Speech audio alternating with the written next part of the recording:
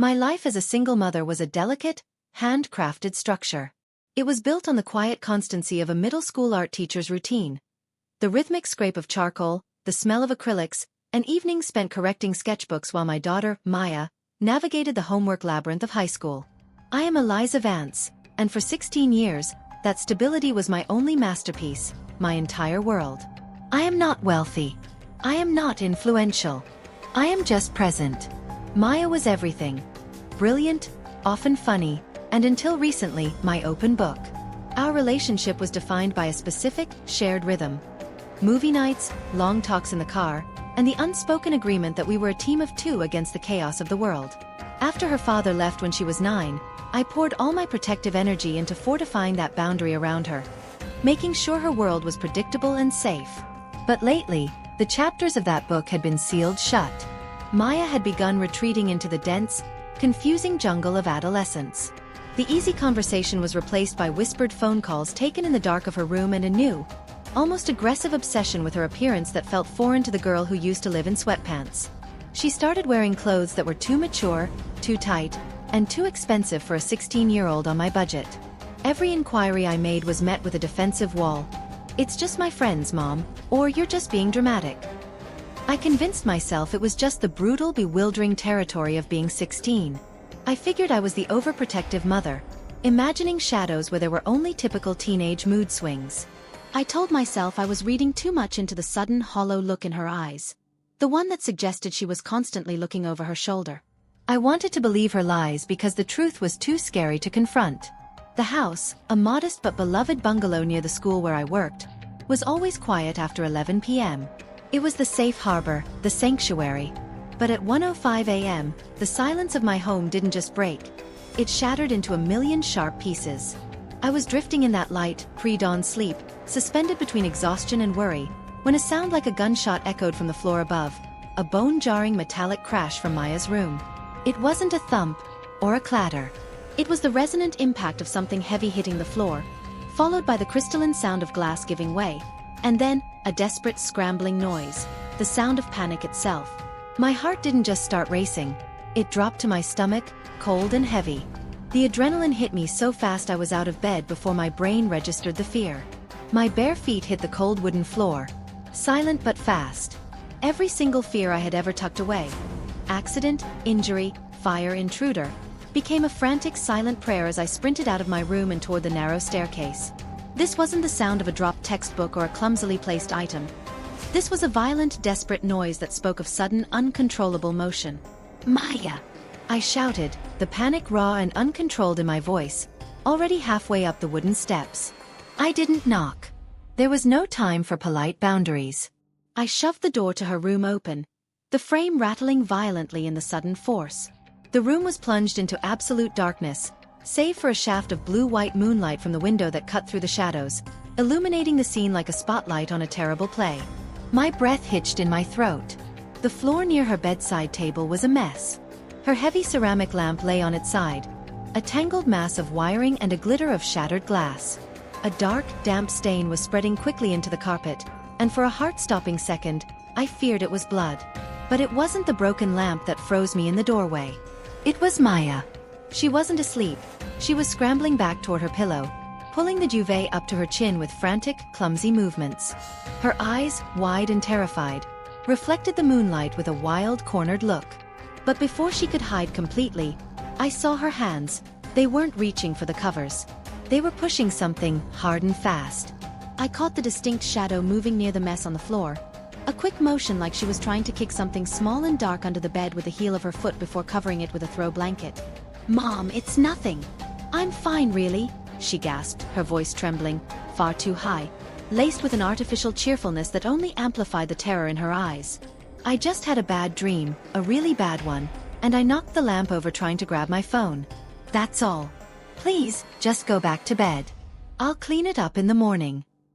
Her denial was immediate, desperate, and aggressive. It was a lie so transparent it didn't even settle. It just hung in the air, heavy and metallic like the residual smell of the broken ceramic. My maternal instinct, usually gentle, was now a cold, rigid spine. My brain, usually calm and methodical in the classroom, was running on pure protective instinct.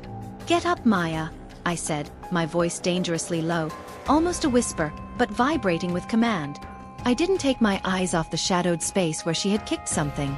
"Turn on your desk light. And tell me what that crash was."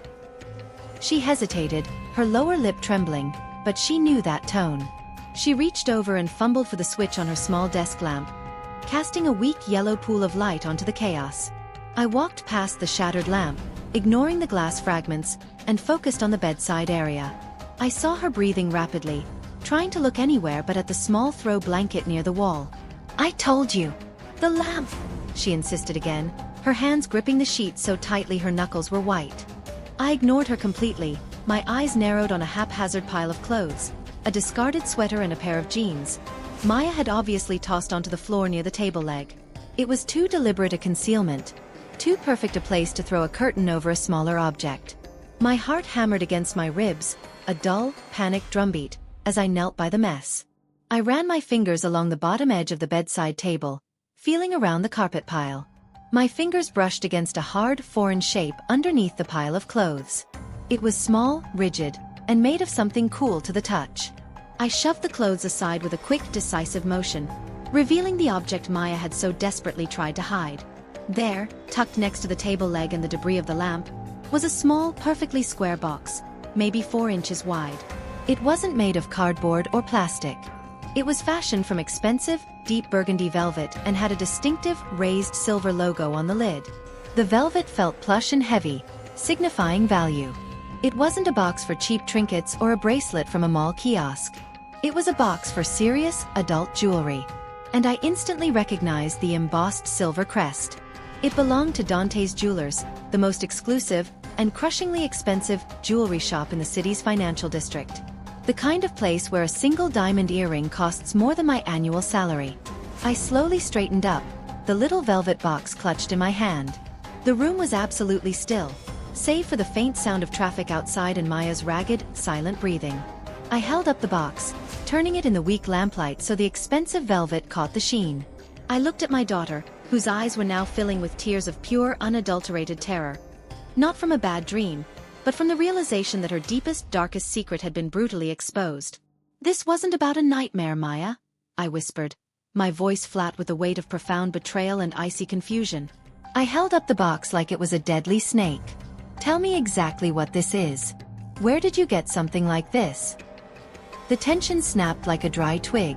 Maya collapsed back onto the pillow, her hands flying up to cover her face, great, heaving sobs racking her small body. Her perfectly constructed facade finally crumbled into dust. "I found it. I didn't steal it," she cried, her voice muffled by the sheets. "Found it where, Maya? Who gave you a gift from Dante's?" I pressed, my mind already calculating who in her narrow teenage orbit could afford such a display of opulence. The answer was terrifyingly obvious. "It's Leo's," she choked out, her shoulders shaking violently with the confession. Leo. The name of the new friend she'd been so vague about for the last 3 months. The one who she spent hours texting. The one whose calls she took only when she was alone. Now, the rest of the frightening pieces clicked violently into place. The secrecy, the late-night calls, the sudden obsession with her looks and new clothes that had appeared, mysteriously and unbidden, in her wardrobe. "Who is Leo?" I demanded, the blood draining from my face. She took a shaky, gasping breath. "He's my boyfriend. We've been seeing each other for about 3 months, and I knew you would freak out, so I didn't tell you." "Your boyfriend who buys you jewelry from a store where a single purchase requires a loan officer?" I asked, my voice flat with disbelief and rising horror. Maya finally looked me in the eye, and the words that left her mouth felt like a physical blow. "He's not a boy, Mom," she admitted, her voice barely audible, thick with shame and fear. "He's 37. My world didn't just tilt. It imploded. 37. That wasn't just older. That was an adult, a predator, a man who had deliberately targeted my vulnerable 16-year-old and systematically isolated her from the one person who protected her. He was grooming her. He was taking advantage. But the immediate blinding panic I felt was instantaneously replaced by a cold, hard, calculating resolve. I was done with softness. I was done with patience. Leo Sterling was about to find out he had made a catastrophic error. I knew with absolute certainty That this velvet box was the key to unlocking a truth far uglier than a secret relationship. My world didn't just tilt. It imploded. 37. That wasn't just older. That was an adult, a predator, a man who had deliberately targeted my vulnerable 16-year-old and systematically isolated her from the one person who protected her. He was grooming her. He was taking advantage. But the immediate blinding panic I felt was instantaneously replaced by a cold, hard, calculating resolve. I was done with softness. I was done with patience. Leo Sterling was about to find out he had made a catastrophic error. I knew with absolute certainty that this velvet box was the key to unlocking a truth far uglier than a secret relationship. I stood there, the empty, expensive box hot in my hand, staring down at my daughter, Maya. She was completely broken, her body racked with silent sobs. The sight didn't soften me. It hardened me. The fear of what this man had done to her was a physical pain, sharp and immediate, but the need to protect her was stronger. I moved with a sudden, decisive economy of motion. I didn't speak another word about Leo. Instead, I went straight to the light switch and flipped it, flooding the small room with harsh, undeniable light. I immediately started inspecting the damage, my eyes darting from the shattered ceramic lamp base to the damp stain on the carpet. It was clear water, not blood. A small, rational relief allowed me to focus on the chaos that was still the greatest threat. "Get up, Maya. Now," I commanded, pulling her gently but firmly from the bed. "Go sit on the chair. Do not move. Do not say anything until I tell you to." She obeyed instantly, the shock of my cold authority overriding her fear.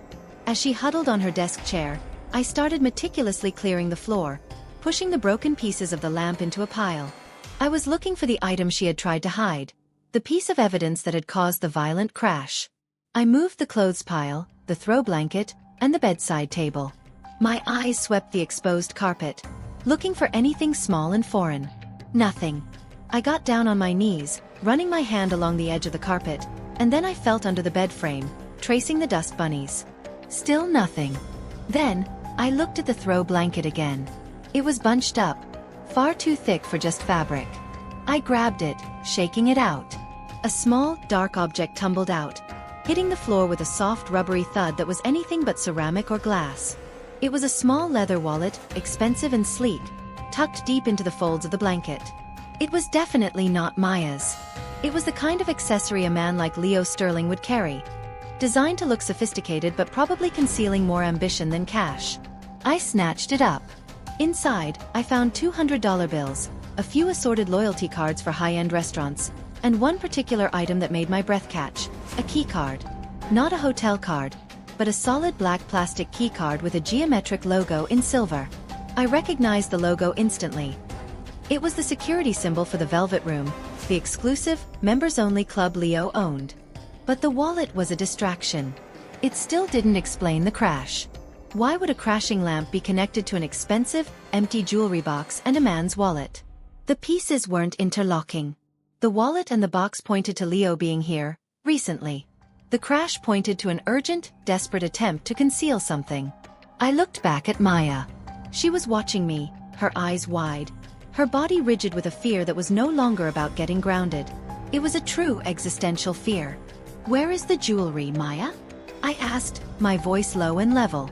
"The box is empty. This is his wallet.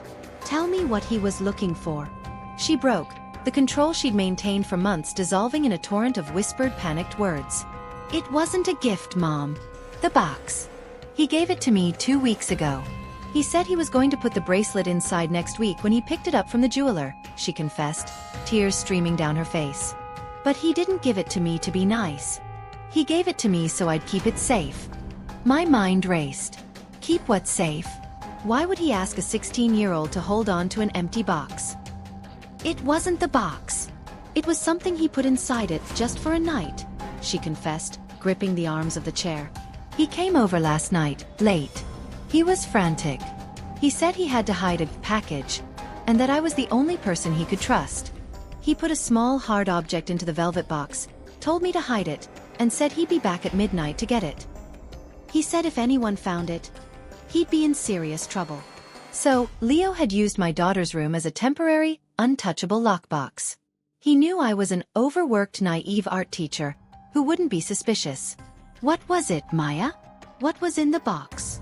I pressed, my voice now urgent. It felt like a phone charger, but smaller. A little flash drive. He was pacing, and then he left. But I couldn't sleep. Around 1 a.m., I heard the back door open, very, very slowly. I thought it was him coming back early, she whispered, her eyes darting toward the door. He has a spare key he copied for emergencies. My breath caught. He had a key. He was an intruder in my own home, not just a visitor. I panicked, she continued, her voice rising to a near shout. I knew he was looking for the box. I grabbed it, but I dropped the lamp when I slipped trying to get the box out of the drawer. The crash. It was so loud. I knew he'd hear it and know I was awake. Where is the flash drive, Maya? I asked, cutting through the rising hysteria. She pointed a trembling finger toward her small antique bookshelf, a heavy dark wooden piece I'd inherited from my mother. It held mostly school books and a few novels. When the lamp crashed, he knew. I heard him go back out the door, running. So I shoved the box and his wallet under the clothes, she explained. But the drive. I ran to the bookshelf and hid it in the spine of my history textbook. I walked to the shelf, pulled out the textbook. A History of Western Art. It was thick, heavy, and mostly unused. I opened the book, flipping through the pages. Tucked into a crude, shallow cutout in the cardboard spine was the object. A small, black USB flash drive. I pulled it out. It was cold, inert, and looked completely harmless. But I knew in my gut this tiny object was worth more than his expensive car and the entire debt-ridden club. It was Leo Sterling's Achilles heel. You found it, Mom, Maya whispered, the relief making her knees weak. That's what the crash was. Me saving myself. I looked at the drive, then at my daughter. The secrecy, the lies, the manipulation, it all pointed to one terrifying conclusion. Leo Sterling hadn't just used my daughter's room. He had used her as collateral in some desperate, illegal financial game. I was no longer a mother dealing with a rebellious teen. I was a protagonist in a high-stakes crime drama, and I was holding the evidence. The calm, safe life of Eliza Vance was over. Now, only the protector remained. The silence that followed Maya's confession was the most deafening sound I have ever heard. 37. Nearly a quarter-century older than my child. A predatory, unforgivable gap that explained every lie, every stolen glance, every hurried phone call of the past 3 months. My initial shock hardened instantly into a cold, clear rage. I did not cry. I did not scream. I felt every emotion drain away, leaving only a perfect, distilled focus on the task of protection. This wasn't a problem I could solve with groundings or counseling. This was a man. A threat. I dropped the empty velvet box onto the bed. It landed with a soft, ominous thud. Maya, still huddled and sobbing, seemed to shrink further under my gaze. Get under the covers, Maya, I said, my voice low and flat, stripped of all warmth. I need you to sleep. I need you to be safe. I will handle this. Do not move from this room. Do not touch your phone. She didn't argue. She simply nodded, pulled the covers over her head, and curled into a fetal position, her body shaking silently. Her terror was palpable, but it was also a shield. It told me she was not a willing participant in whatever dark game Leo Sterling was playing. She was his victim. I walked out, closing the door softly behind me. I didn't go back to my own room. I walked straight to the kitchen table, poured myself a glass of water, and pulled out my old laptop. It was 1:45 a.m. The school day felt a million miles away. All that existed now was the cold, sterile light of the screen and the name burning into my mind. Leo Sterling. A quick, precise search using his full name and the Velvet Room was all it took. The initial results were glossy, predictable.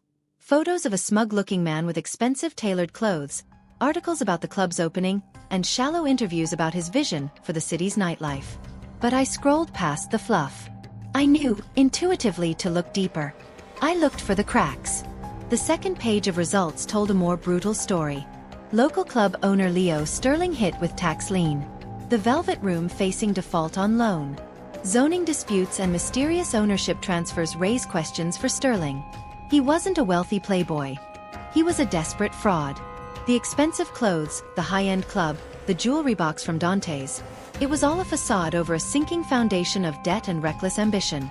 He was in deep, chronic financial trouble. The rumors and forum whispers I found were even more concerning, hinting at bad connections, loan shark threats, and a reputation for leveraging anyone and anything to stay afloat. This realization elevated the situation from a repulsive personal violation to a terrifying security threat. Leo Sterling hadn't targeted my daughter out of fleeting attraction. He had targeted her because she was a vulnerable, easily manipulated means to an end. He saw her, and by extension, our quiet, unassuming home, as a safe, invisible asset he could exploit without consequence. But why the crash? Why the frantic attempt to hide the evidence? The pieces of the mystery still didn't fit. The expensive, empty velvet box was a distraction. The crash had to be about something more urgent, something that threatened his freedom, not just his credit score. I went back to Maya's room.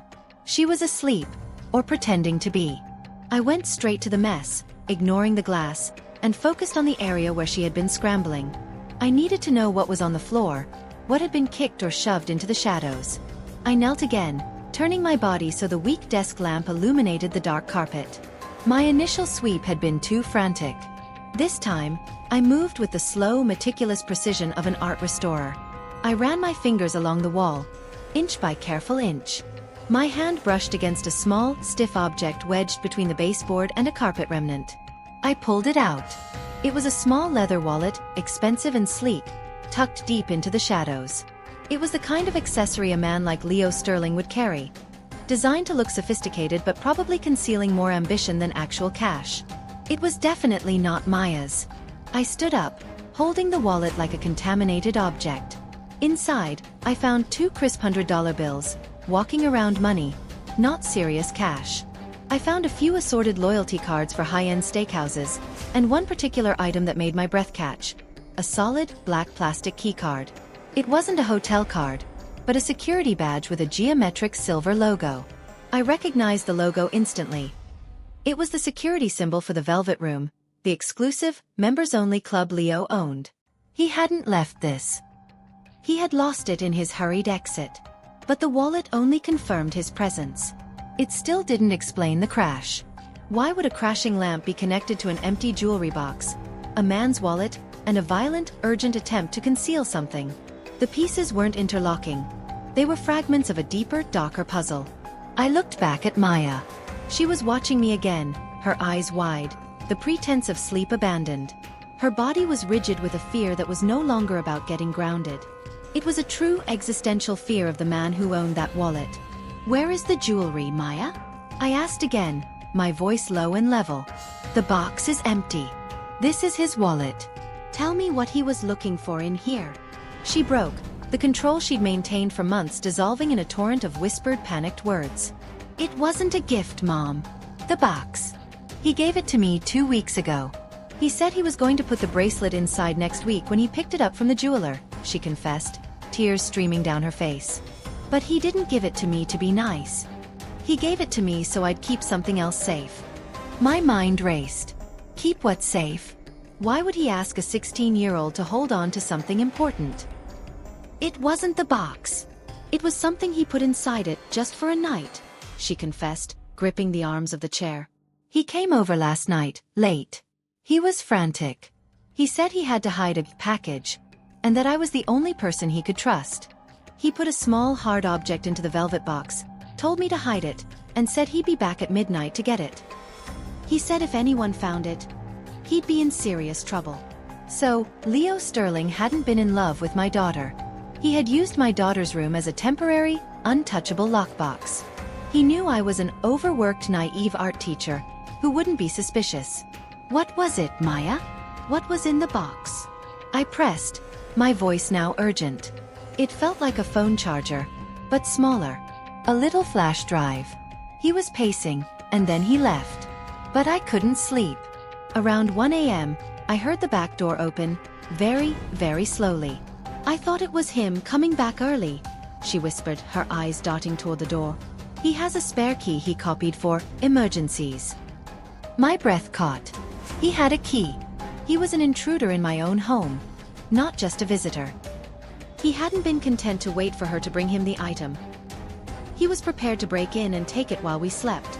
I panicked, she continued, her voice rising to a near shout. I knew he was looking for the box. I grabbed it, but I dropped the lamp when I slipped trying to get the box out of the drawer. The crash. It was so loud. I knew he'd hear it and know I was awake. Where is the flash drive, Maya? I asked, cutting through the rising hysteria. She pointed a trembling finger toward her small antique bookshelf, a heavy dark wooden piece I'd inherited from my mother. It held mostly schoolbooks and a few novels. When the lamp crashed, he knew I was up. I heard him go back out the door, running. So I shoved the box and his wallet under the clothes, she explained, the words tumbling out. But the drive. I ran to the bookshelf and hid it in the spine of my history textbook. I walked to the shelf, pulled out the textbook. A History of Western Art. It was thick, heavy, and mostly unused. I opened the book, flipping through the pages. Tucked into a crude, shallow cutout in the cardboard spine was the object. A small, black USB flash drive. I pulled it out. It was cold, inert, and looked completely harmless. But I knew in my gut this tiny object was worth more than his expensive car and the entire debt-ridden club. It was Leo Sterling's Achilles heel. You found it, Mom, Maya whispered, the relief making her knees weak. That's what the crash was. Me saving myself. I looked at the drive, then at my daughter. The research, the crash, the wallet, the lies, the manipulation, it all pointed to one terrifying conclusion. Leo Sterling hadn't just used my daughter's room. He had used her as collateral in some desperate, illegal financial game. I was no longer a mother dealing with a rebellious teen. I was a protagonist in a high-stakes crime drama, and I was holding the evidence. The calm, safe life of Eliza Vance was over. Now, only the protector remained. The first order of business was to find out exactly what dirt this man was hiding, and then, to use it to erase him from our lives forever. My hands, which usually held a delicate paintbrush, were now clenched around a weapon of financial destruction. I was no longer terrified. I was determined. I would go through his files myself. I looked at the drive, then at my daughter. The research, the crash, the wallet, the lies, the manipulation, it all pointed to one terrifying conclusion. Leo Sterling hadn't just used my daughter's room. He had used her as collateral in some desperate, illegal financial game. I was no longer a mother dealing with a rebellious teen. I was a protagonist in a high-stakes crime drama, and I was holding the evidence. The calm, safe life of Eliza Vance was over. Now, only the protector remained. The first order of business was to find out exactly what dirt this man was hiding, and then, to use it to erase him from our lives forever.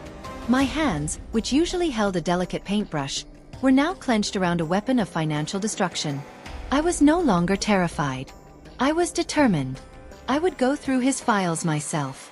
I took the flash drive, walked out of Maya's room, and returned to the kitchen table. The cold, sterile light of the laptop was my battlefield. I inserted the drive.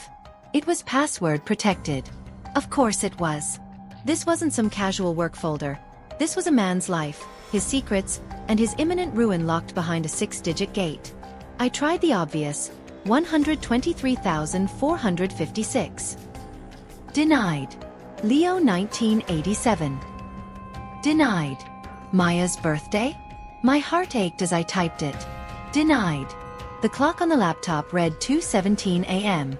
I had maybe an hour before I needed to make a drastic move. Then I looked at the wallet on the table, the one he had carelessly lost. He hadn't bothered to hide it. I pulled out the security keycard for the Velvet Room again, turning it over in my fingers. The club was his obsession, his identity, his entire desperate facade. I typed the 3-digit number etched onto the corner of the card. 608. The screen instantly flashed open. Access granted. I felt a surge of cold triumph. This man, so arrogant and so accustomed to others bailing him out, had used his own club security code for his most incriminating secrets. His hubris was my weapon. The files that spilled onto the screen were a chaotic, horrifying glimpse into the mind of a criminal entrepreneur. It wasn't just accounting. The flash drive was partitioned into multiple folders: Velvet Room P&L Reel, client transfers, and the most ominous of all, Zeller. I clicked on the Velvet Room P&L Reel folder first. The legitimate P&L statement I'd seen in the news had shown a struggling but operational business. The real one was a disaster. It detailed a systematic process of skimming cash receipts from the club's bar sales and classifying them as maintenance fees. It proved his reported income was a deliberate, criminal fiction intended to fool his investors and the IRS. The client transfers folder was worse. It wasn't money laundering in the complicated sense. It was simpler, more brutal. It was blackmail. The documents detailed large, consistent monthly payments from several prominent local businessmen, the kind of men who frequented his club. These transfers were categorized under cryptic initials, like J.R. Retainer and C. Consulting. But a corresponding highly encrypted subfolder contained photo and video evidence, labeled with the same initials, showing these men in compromising career-ending situations at the club. Leo Sterling wasn't just running a club. He was running an extortion operation using his exclusive venue as a honey trap. My heart pounded, but my hands remained steady. I was no longer just the mother of a misguided teenager. I was holding the financial lives of half the city's elite. But the final folder, Zeller, was the one that made the threat real and immediate. This folder contained no slick spreadsheets or discrete photos. It contained correspondence. Simple, terrifying text messages and emails detailing massive, short-term, high-interest loans. The messages were cold, direct, and used language that needed no translation. Payment missed by 48 hours. The interest just doubled. You know what happens next? Z. The collateral is due, Leo. We're tired of waiting for the club to sink. We want the deed now. Zeller. The documents confirmed what the whispers hinted at. Leo Sterling was desperate. He was running on borrowed time and borrowed money from people who dealt in violence, not court summons. He was facing total ruin. Not just a business failure, but physical danger. And he had brought that danger right into my quiet home. The crash, the broken lamp, the keycard, it all clicked into a terrifyingly logical sequence. Leo hadn't been here to retrieve the drive at midnight. He had been here earlier, maybe around 10 p.m., when he put the package in the box. He expected to retrieve it later, maybe this afternoon, when Maya was at school. But Zeller's deadline must have moved up. Leo must have received an urgent, terrifying message that demanded he produce the drive, which contained all the evidence, the blackmail material, and the proof of his debts now. He hadn't even had time to call Maya. He used his stolen spare key to break in, hoping to sneak in and out of the dark house and grab the drive. Maya's crash, the sound of the shattered lamp, had saved them both. It alerted him that she was awake, that his attempt at a silent entry had failed, and that he needed to retreat immediately before he was caught breaking and entering. He hadn't been trying to hide the wallet. He had lost it in his frantic escape. The velvet box was empty because he had already put the drive inside the textbook, and he had come back to get it. I finally understood the full, chilling extent of the risk. Leo Sterling was being hunted by people who didn't care about police reports or lawyers. If he couldn't pay Zeller back, his life, and anything he had touched, including Maya and me, was leverage. The flash drive was not just evidence. It was the $7 million collateral he desperately needed to sell or hide to save himself. The realization forced me to shift gears from investigation to immediate, aggressive defense. I could not go to the police. Not yet. A police investigation would simply alert Leo to the drive's location and tell his creditors exactly where to find the source of his money. The subsequent chaos would put Maya and me squarely in the crosshairs. I had to control the situation. I had to use the drive as a weapon to achieve one goal: Leo Sterling's permanent, silent disappearance from our lives. I immediately called the one person I could trust who understood the language of these documents. Robert Chen, my college friend who had become a corporate defense attorney. His office was in the financial district, near Dante's Jewelers and Leo's crumbling empire.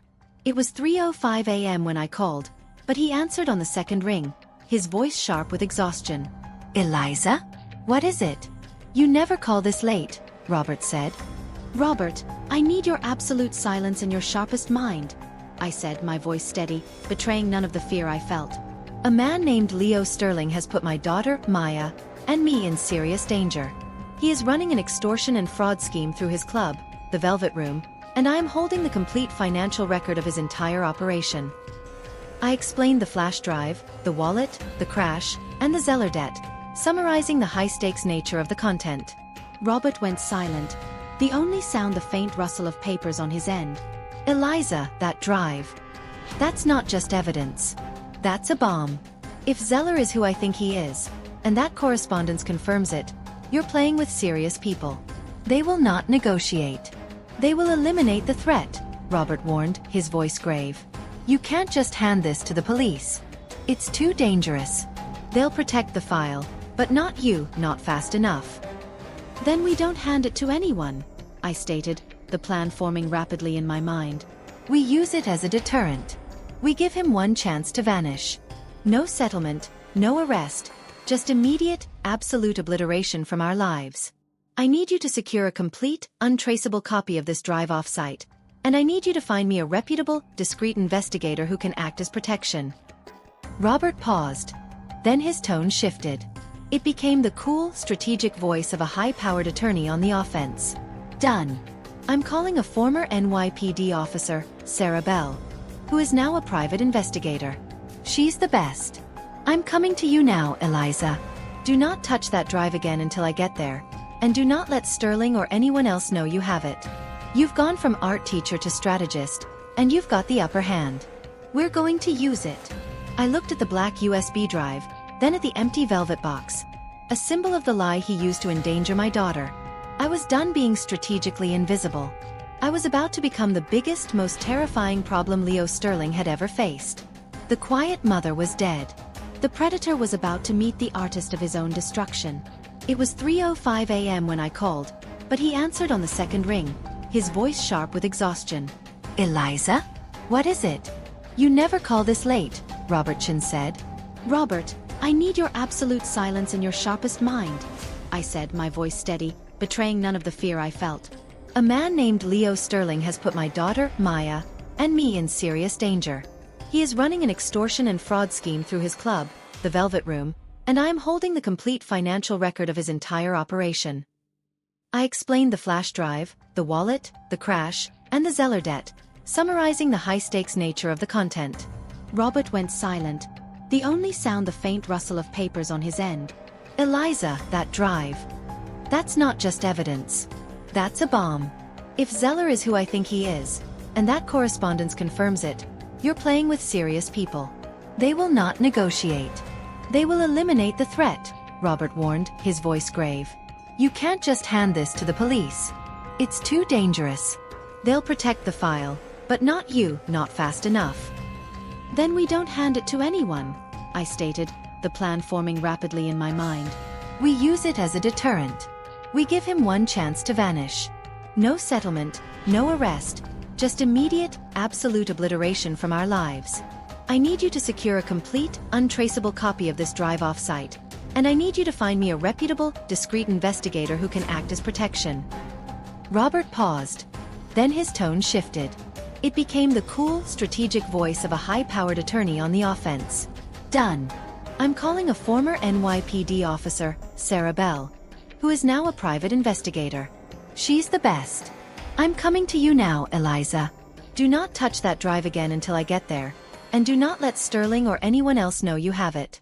You've gone from art teacher to strategist, and you've got the upper hand. We're going to use it. I looked at the black USB drive, then at the empty velvet box, a symbol of the lie he used to endanger my daughter. I was done being strategically invisible.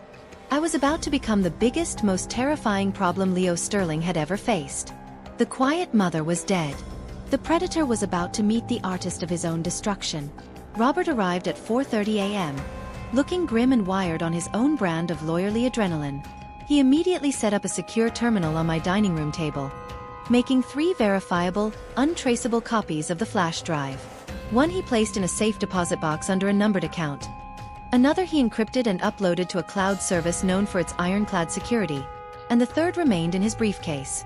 The original stays with me until the moment is right, Eliza, he instructed, his eyes meeting mine with sober respect. You understand that if we fail, this evidence could make us targets. We need to move fast, and we need to be completely honest with Maya now. The half-truth is over. I knew he was right. I couldn't ask my daughter to participate in a high-stakes, dangerous gamble while still protecting her from the full truth. The time for gentle maternal lies had passed.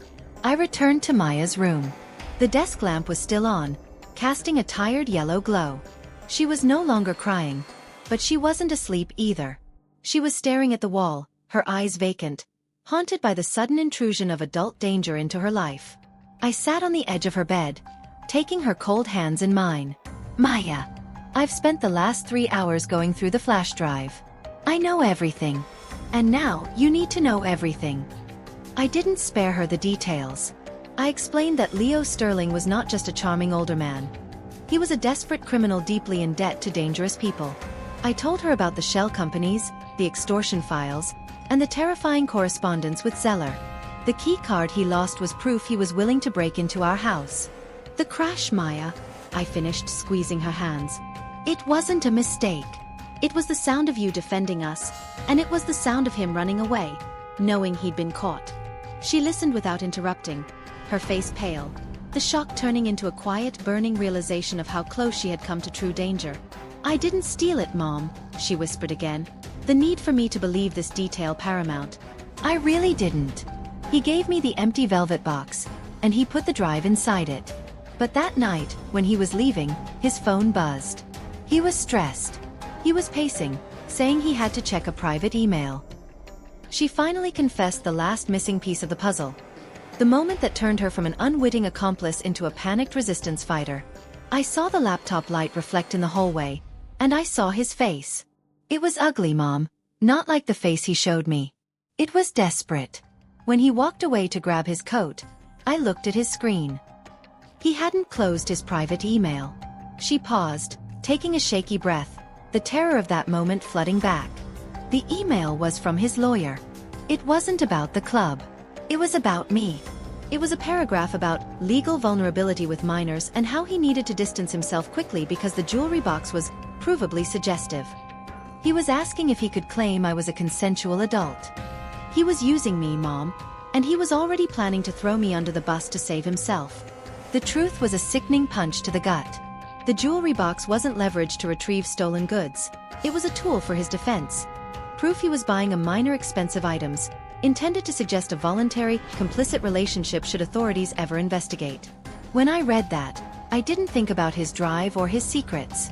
I thought about saving myself, Maya said, her voice firming with a new steel-like resolve. I went back to the box and I didn't just hide it. I opened the file on the flash drive right there on my phone, just in case he got the original back. I saw the names, the numbers, the secret folders. I knew he was doing something bad, and I knew I had his life in my hand. I was going to use it to threaten him, to make him leave me alone. That's why I hid it in the textbook spine. She hadn't just accidentally found the drive. She had consciously armed herself after discovering his betrayal. She was not a simple victim. She was a 16-year-old who had stared down a predator and found the courage to fight back, however clumsily.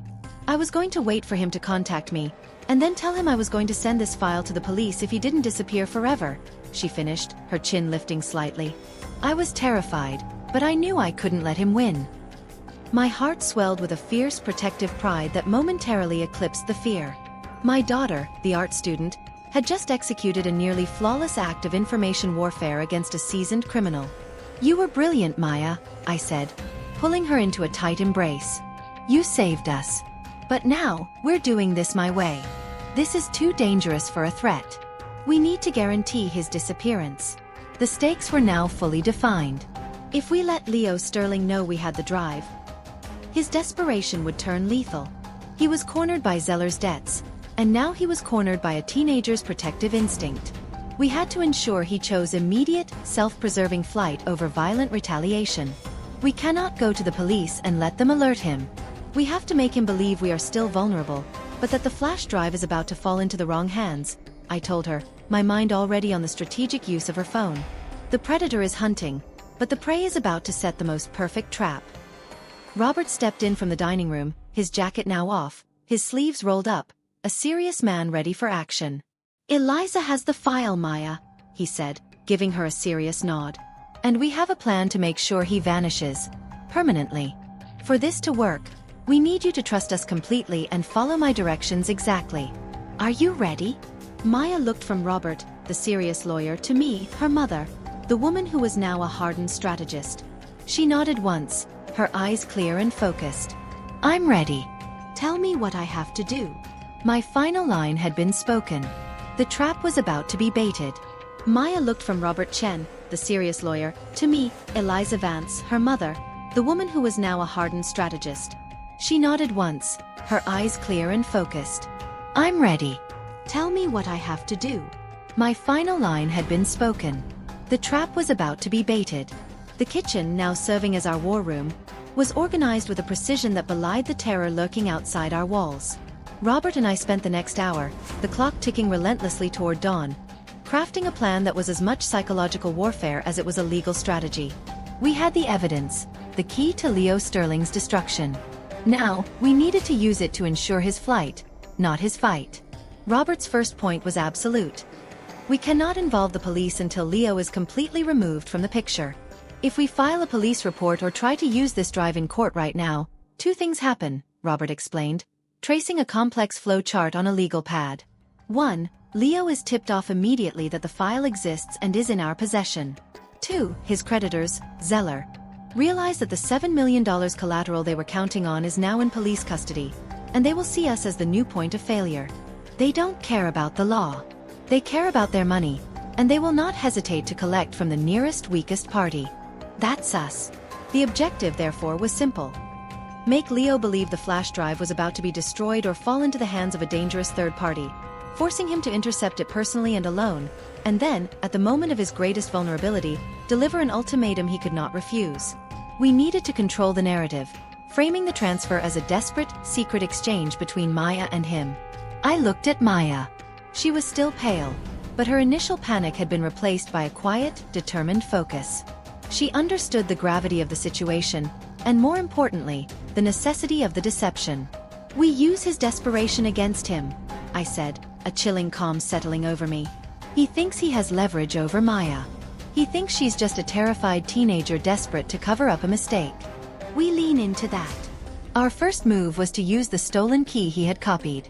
I sent a photograph of the key, along with the lost wallet and his Velvet Room security card, to Robert. He immediately used his connections to anonymously leak information into the local business grapevine. A carefully placed, untraceable rumor. The message was subtle.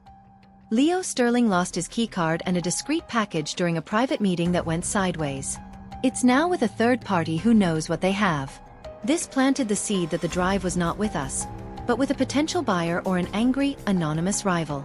The real bait, however, was in the message I would send from Maya's phone. "He expects you to be terrified," I told Maya, taking her phone. "So we give him terrified. But we also give him a way out that feels like his idea." We meticulously crafted the text message, analyzing every word to ensure it triggered his arrogance and desperation without raising suspicion. "Leo, I have to talk to you. The key and the wallet were found by my mom. I told her I found them outside.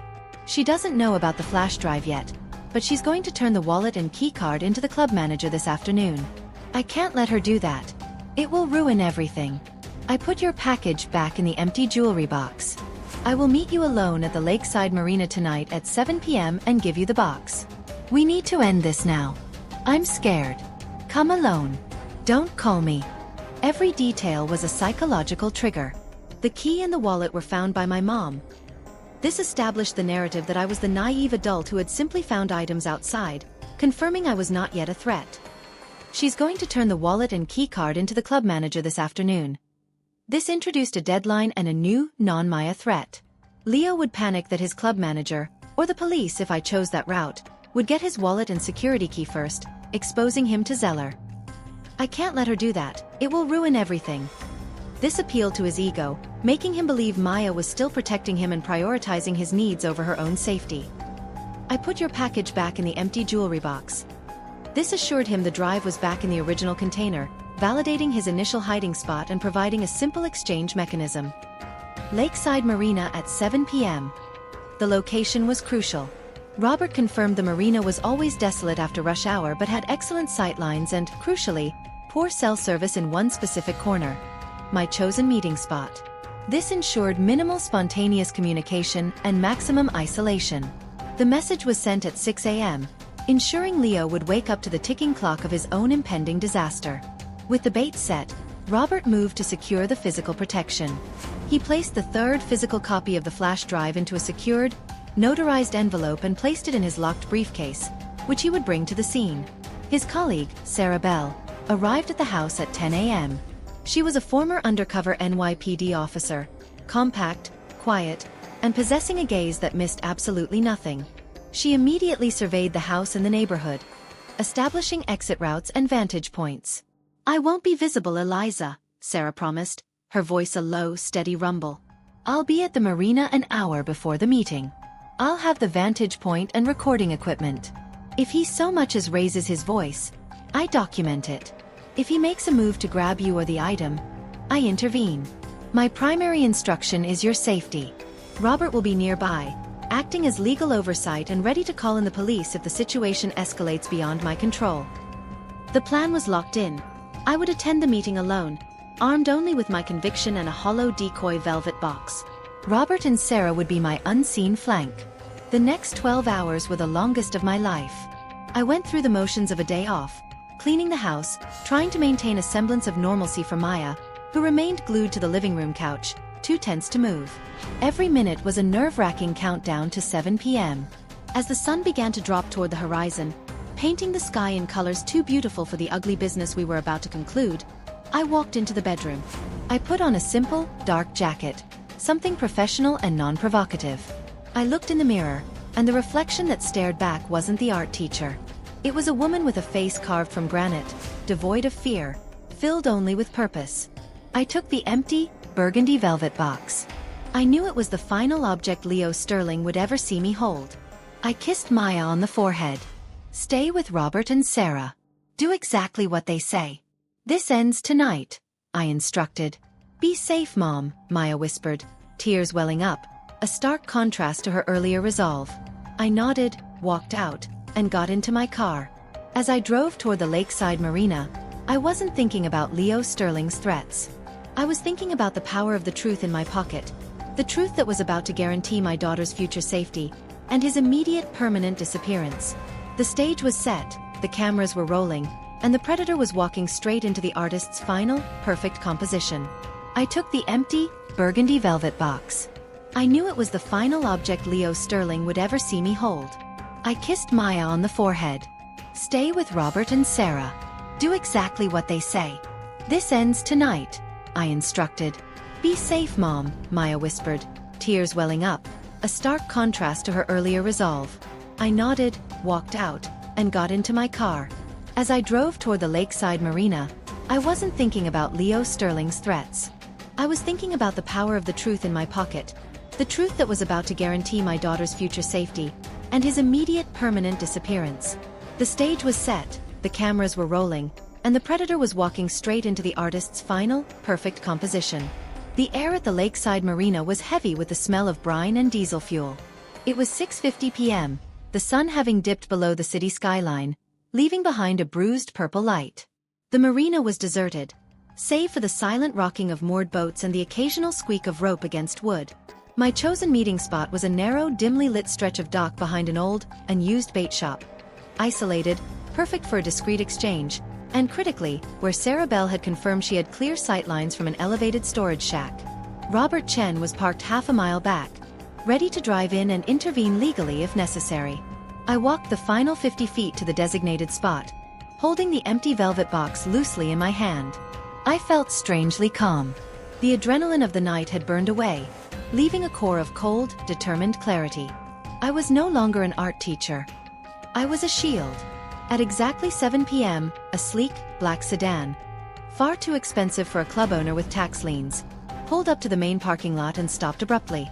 Leo Sterling emerged, looking exactly as he did in his glossy club photos, but now his tailored suit was rumpled, his hair was messy, and his expression was a raw, unfiltered mask of fury and panic. He scanned the area frantically. He was alone. Good. The trap was set. He strode toward me, his expensive leather shoes echoing sharply on the wood planking.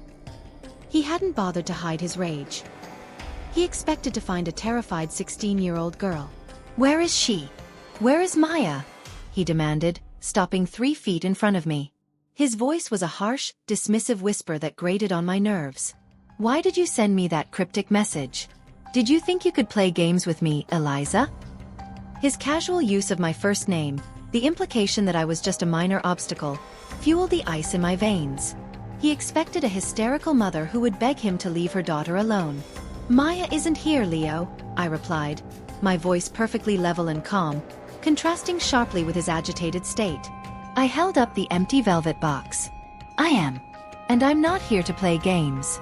I'm here to finish them." He sneered, a flicker of pure contempt crossing his face. "This is ridiculous. I don't have time for this, lady. Tell Maya to give me the box. The item inside is extremely valuable. If you interfere, I will have your daughter in serious legal trouble for theft. She found something that belongs to me, and I want it back. Now."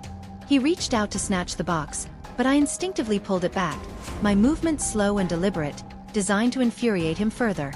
"You're right, Leo. You don't have time," I said, a faint, chilling smile touching my lips. "Because the item inside isn't valuable to you anymore. It's valuable to me. And to Robert Chen, my legal counsel, who, along with our private security detail, is watching this entire exchange. Right now." His face drained of color. The mention of a lawyer and security was the first crack in his confident facade. He scanned the surrounding darkness, his panic evident. "Security? What the hell are you talking about? You're an art teacher. You've gone completely insane." "I've gone from art teacher to strategist, Leo. And you, it turns out, are a cliché," I countered, my voice low and cutting. I didn't wait for him to respond. I launched the final salvo, the checkmate. The flash drive contains the real profit and loss statements for the Velvet Room. A clear record of 7 years of tax fraud. It contains the names, dates, and corresponding blackmail files on nearly a dozen of your most prominent clients. And most importantly, Leo, it contains every message from Zeller, proving you are over $7 million in debt and that you are using this drive as collateral to save your own miserable skin. The name Zeller hit him like a physical blow. His jaw clenched, and the air went out of him. The contempt was replaced by a pure, animal fear. He realized his life, his business, and his immediate future were entirely exposed. You looked at it?" he stammered, his eyes wide and panicked. "That's classified information. You can't expose that. They'll kill me." "You can't. We know, Leo. That's precisely why we didn't go to the police," I continued, holding his gaze steadily. "A police report would make you a fugitive. This makes you a non-entity. I am not interested in your arrest, your prison time, or your fate with Zeller. I am only interested in my daughter's safety." I stepped forward, closing the final gap between us, and delivered the ultimatum, my voice dropping to a final unwavering whisper. "The flash drive, and its 3 encrypted copies, are now untouchable. They are safely off-site, with Robert Chen. You will receive an anonymous message shortly confirming this. Here is the deal, and you have exactly 30 seconds to accept it. You disappear. You liquidate your assets. You sell the Velvet Room to cover your debts, and you leave the city tonight. You never, ever contact Maya again. Not by phone, not by text, not by third party. If you so much as search her name online, the file goes public, to the FBI, to the IRS, and to the dozen men you've been blackmailing. They will dismantle you before Zeller even finds you." I held the empty velvet box up one last time. A final beautiful piece of visual rhetoric. "You took her trust with this. Now you pay for it with your life." He stared at me, calculating the odds. He was cornered. Fighting me meant guaranteed public ruin and an immediate manhunt by Zeller. Vanishing meant a chance to survive and attempt a new life elsewhere. The choice was clear. "You're insane," he hissed, his face contorted in defeated fury. But the fight was gone. The keys to the club, the titles. I'll wire them to my lawyer. Tell him to handle the liquidation. You will never speak to her again, I repeated, making the vow final.